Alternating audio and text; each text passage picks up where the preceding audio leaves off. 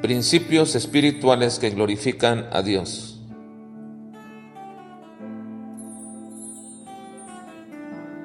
Principio espiritual número 152.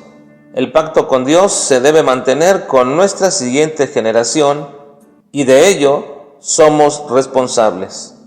Josué capítulo 4 al capítulo 6.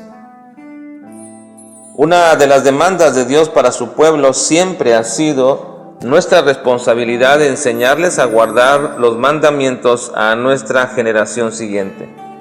Pero enseñarles debe ser mucho más que decirles qué es lo que tienen que hacer.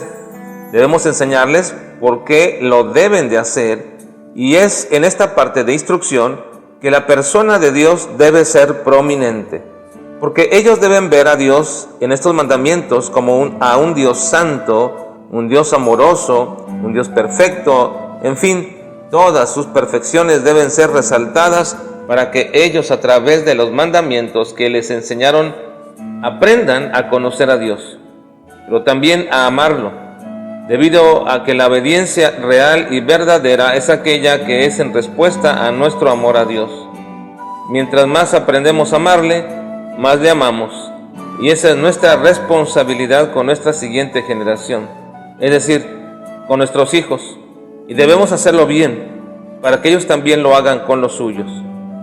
El pueblo de Israel había cruzado el río Jordán. La promesa de Dios se había cumplido, no antes ni después, en el tiempo determinado.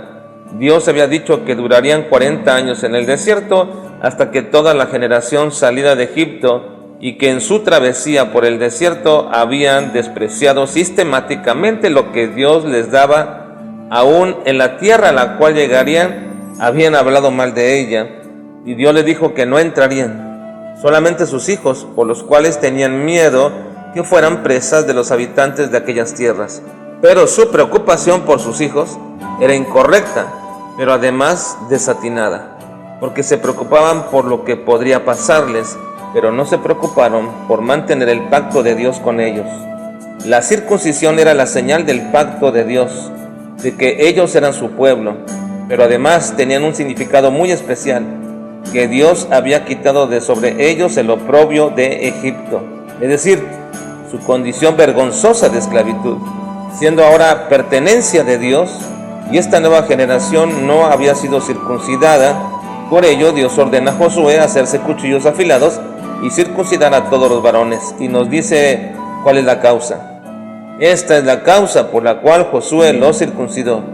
Todo el pueblo que había salido de Egipto, los varones, todos los hombres de guerra, habían muerto en el desierto por el camino después que salieron de Egipto, pues todos los del pueblo que habían salido estaban circuncidados, mas todo el pueblo que había nacido en el desierto por el camino después que hubieron salido de Egipto no estaban circuncidados.